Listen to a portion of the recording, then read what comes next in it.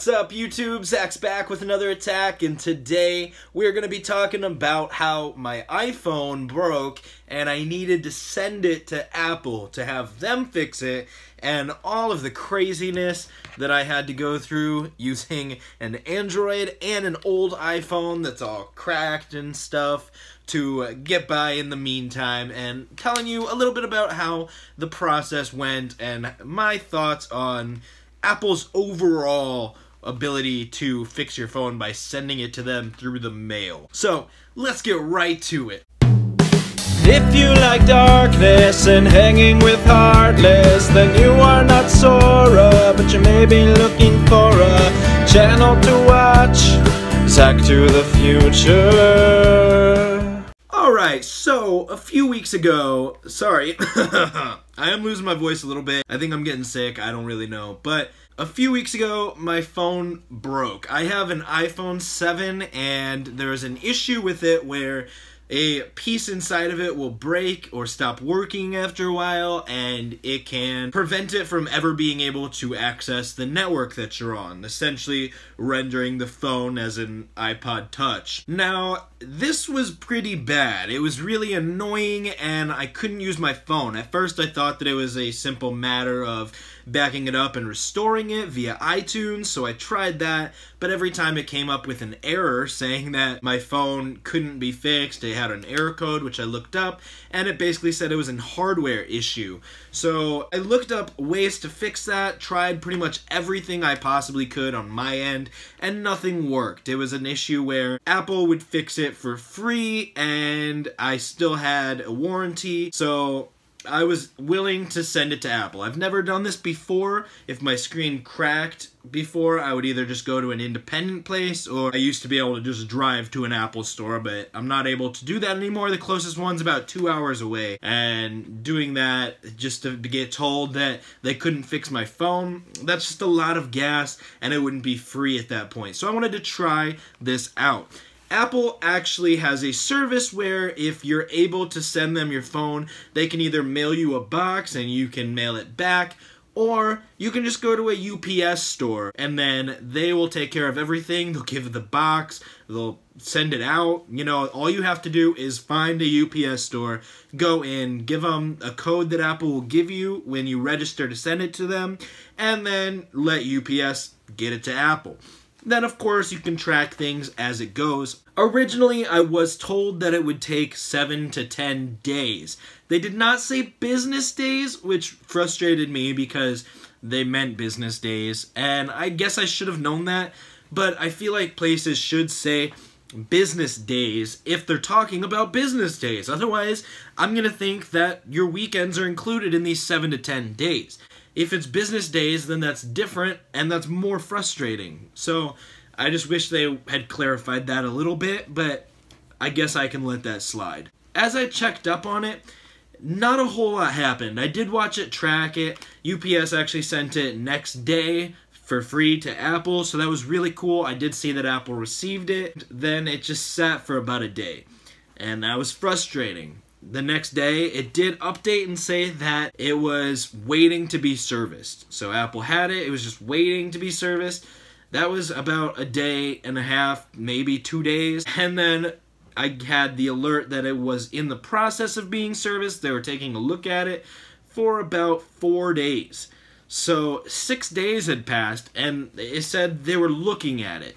Now, I don't know about you, but it's hard to go without a phone for 6 days. And obviously it took longer than that for me to actually get it back. So I initially was using this phone. This is a very cracked 6 Plus. As you can see, it's got stuff missing all over the place, cuts your fingers, and it's jailbroken, so that was kind of nice, but the service was subpar on it. When you're used to a smaller phone that's not cracked at all and works good, and the camera works, as you can see, the camera is completely cracked over on this, and it's a little bit harder to film with the rear camera, so that's a whole nother issue. But I switched my service over to here, which wasn't easy because I had to call Sprint and have them activate this phone, and when you don't have a phone, that becomes a problem. So I was able to connect this phone to Wi-Fi download an Android app that allows you to make free phone calls, call Sprint, get them to activate this phone, and because it's jailbroken, I had a service on here where you can basically get free hotspot and use your service to another phone. So I would use the Wi-Fi from this as a hotspot to power this Android phone, and I used a Galaxy S5 for quite a while during this time because it's not cracked. Everything kind of just worked better on it. It didn't have a phone number, but that same app actually allowed me to get a phone number and make free text and calls the entire time. So that was really, really nice. This worked okay, but obviously you don't want to be using it too much and cracking your fingers. You see, I told you I'm sick. I'm not right in the head. Not cracking your fingers, cutting your fingers, and cracking the screen even more than it already is. This was almost like this before, but it wasn't completely off, and now it is, and the screen actually worked before. Now after using it, I can't show you because it's dead, but the whole screen had lines going across it, and it was purple, and it was unusable. It would touch itself everywhere, and it just wasn't fun at all. It was very difficult to use reliably. So I mostly was using this S5. I will be doing a review on the S5 in 2018 very soon here, but I need a little bit of time to do that, so let's go back to Apple. As I'm using these phones, checking the status constantly, I did finally have it say that Apple was finished. And a day later, they sent it out. It had been about 9 days at this point, so on the 10th day, they sent it back to me, and instead of using UPS, like they used with their partnership to have me send it to them, they used FedEx for some reason. Don't ask me why. So Apple sends it back to me FedEx. It was next day, but unfortunately it was on a Friday that they next dayed it. So I didn't get it until the following Monday. And the problem is I work a 4 in the morning to 1 in the afternoon job. And FedEx tends to come by my house before 1 o'clock in the afternoon, which normally isn't too big of a problem, but when you get packages like this, you do have to sign for it. I will say that's good because then it's not just sitting on my porch where somebody can steal it, but I did in this case say, leave it on my porch if you have to, because I can come on my lunch. I was constantly refreshing that page, tracking it, to see if FedEx had delivered it yet, and as soon as it was delivered, or just before it was delivered, I was planning on taking my lunch break, coming home, and being able to get it. Because I missed my phone. It's hard to go that long without your good phone, and I'm paying for it still, so I expect to be able to use it. I don't think that's unfair of me. But finally, I get an update saying I wasn't home to sign for it, and FedEx couldn't deliver it to the porch, so they took it with them. When I got off work, I went straight to the FedEx store, and they said that the truck driver wouldn't be back until 5 o'clock. So that day, I got a call saying that Ashley had twisted her ankle real bad. That's my wife. And I went and made sure she was cool. After I got her back home and got her some ice to ice it and everything, I went back to the FedEx store to get my phone, and I had received it, a little brown box. They do send it fairly well. It was in a way that I didn't think it would get damaged in the shipping process, unless they were literally just chucking it around, which even then, it had some cushion in it of cardboard.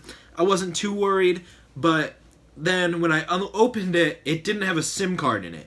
It had a new serial number. I don't think they gave me a new phone because it still had some of the marks that I had on it, such as scratches on the outside. It did look like the screen was actually new, which is awesome if you ask me. But on the body of it, it did have some dings that were still there. So unless they got me a similar looking beat up body with just a better screen, which may be the case because I didn't analyze my body that much. Either way, it wasn't a new phone. It did look like it was in actually better condition than when I sent it to them.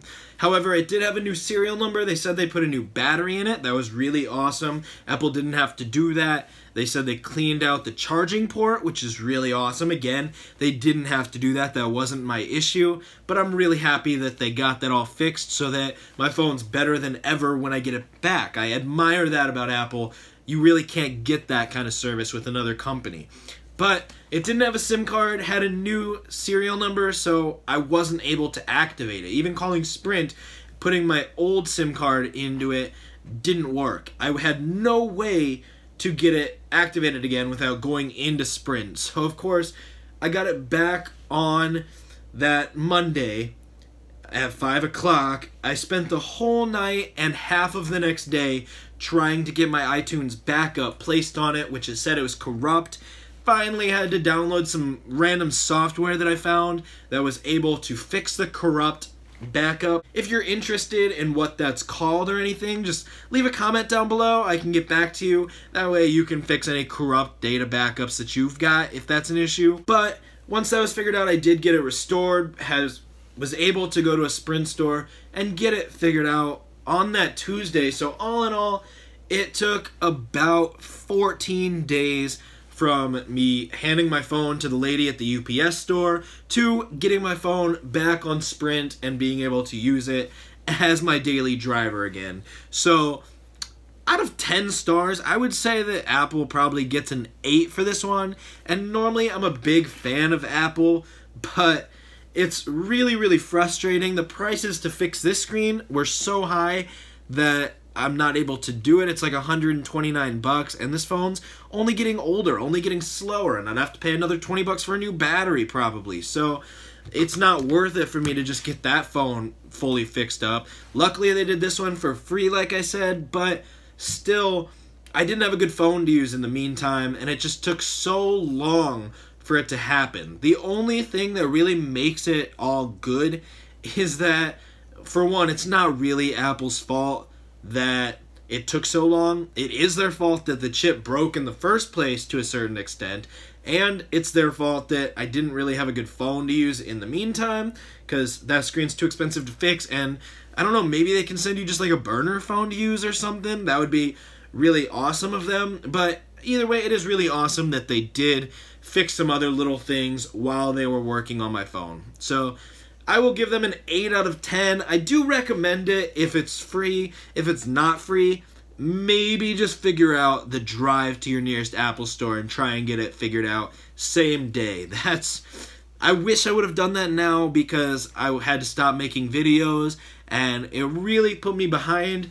I'm actually thinking about lowering my videos to only 2 a week and then 1 live stream, just to make sure I'm getting this regularly done and making sure that I get the best content possible for you. So let me know what you think about that too down in those comments. If you think that I should keep trying to do 5, or if I should do 2 in a live stream or something like that. So anyways guys, I'm Zach. Don't you do crack. Leave a comment down in that shoe rack, and I will catch you in the future.